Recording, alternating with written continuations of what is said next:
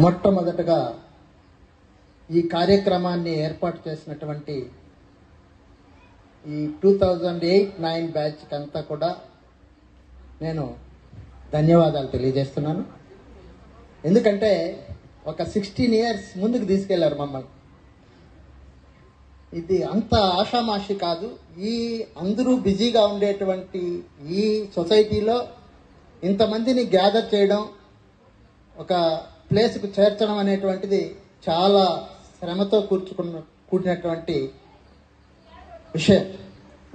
దీన్ని చాలా శ్రమతో చేసినటువంటి వ్యక్తులకు ముఖ్యంగా మీ బ్యాచ్కి అంతా కూడా ధన్యవాదాలు. నెక్స్ట్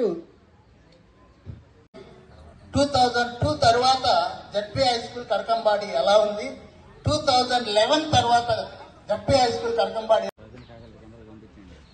3 బ్యాచ్లు వరుసగా చాలా మంచి మార్కులతో IIITకి సెలెక్ట్ కావడం కానీ ప్రతి విషయంలో కానీ చాలా ముందు ఉన్నారు. అది మా గొప్ప అని కాదు, మీ నుంచి కూడా ఆ పొటెన్షియల్ ఉండడం వల్లనే మేము చేయగలిగాం. ఒక అడ్మినిస్ట్రేషన్ అనేది సక్రమంగా జరగాలంటే అందరూ ప్యాసివ్ అయిపోయామంటే అది జరగదు. కఠినత్వం అనేటువంటిది అవసరం. ఎవరో ఒకరు కఠినంగా ఉంటే తప్ప వ్యవహారం సక్రమంగా జరగదు. ఖచ్చితంగా ఉండాలి. అది నేనే. కాబట్టి అందువల్లనే నేను కఠినంగా ఉండాల్సి వచ్చింది తప్ప మీ మీద నాకు ద్వేషం లేదు. ఇప్పుడు మీరు జడ్పీ హై స్కూల్ రేణిగుంటలో నేను వర్క్ చేస్తున్నాను, బాయ్స్ హై స్కూల్. ఎవరైనా ఒకరు రండి, అడగండి పిల్లల్ని. Same I'm continue.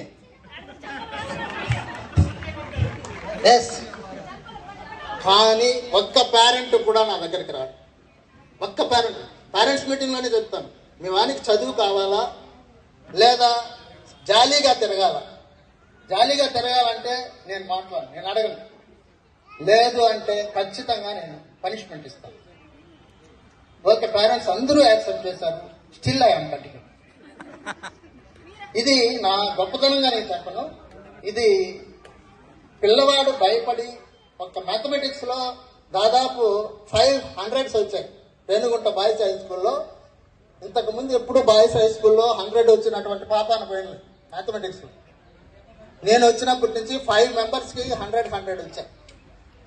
ఇలాది రావాలి అంటే ఖచ్చితంగా వానిలో ఆ జిజ్ఞాసను, ఆ భయాన్ని కొంచెం క్రియేట్ చేసి ఆ ఇగ్నిషన్ ఇస్తే తప్ప రాలేదు. అది చేయడమే నేను చేస్తున్నా తప్ప నేను మన నాగేంద్ర చెప్పినట్లు నాకేం కక్ష లేదు. All are my sun.